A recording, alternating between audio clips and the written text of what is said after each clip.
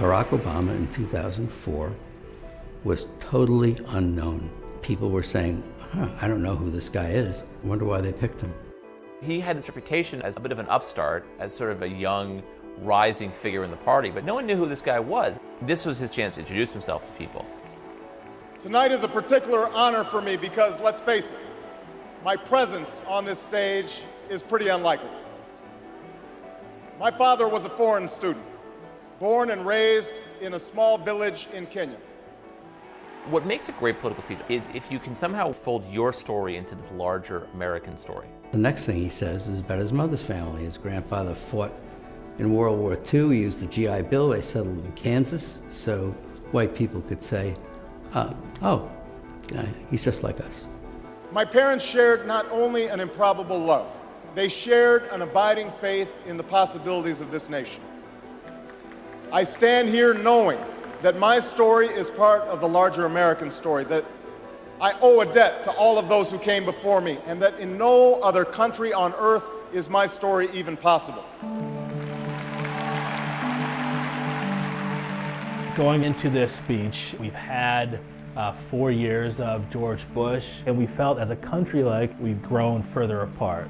2004 was very much a divisive partisan race. Obama's speech is in some ways an antidote to that.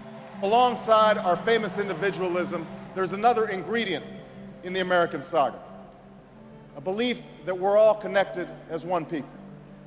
If there's a child on the south side of Chicago who can't read, that matters to me even if it's not my child.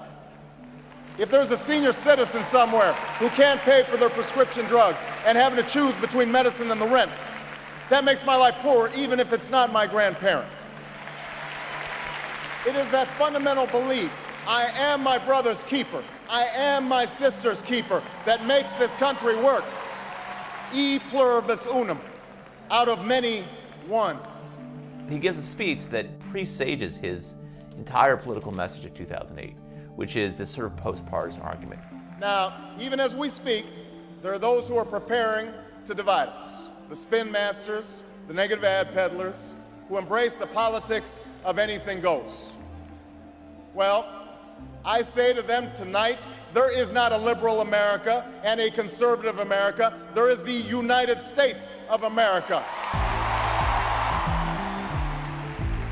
Obama was born with two great gifts.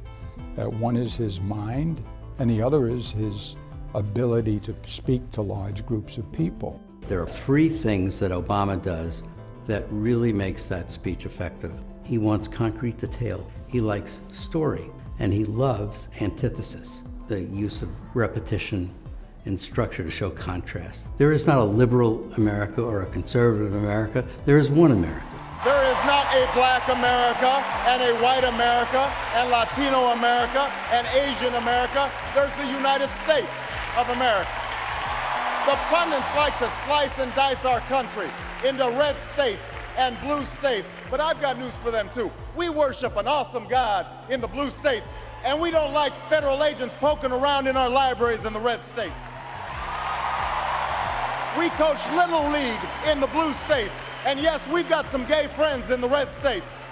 We are one people, all of us pledging allegiance to the Stars and Stripes, all of us defending the United States of America.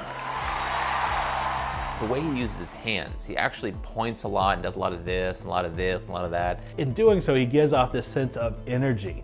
I am new. I'm someone who is dynamic. And he doesn't do that so much anymore. He's a little more solemn and reserved when he gives speeches today, but I think it's more reflective of his office.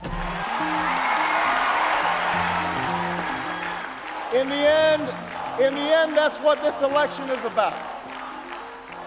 Do we participate in a politics of cynicism, or do we participate in a politics of hope? It's the hope of slaves sitting around a fire singing freedom songs. The hope of immigrants setting out for distant shores. The hope of a young naval lieutenant bravely patrolling the Mekong Delta. The hope of a mill worker's son who dares to defy the odds. The hope of a skinny kid with a funny name who believes that America has a place for him too. Hope in the face of difficulty.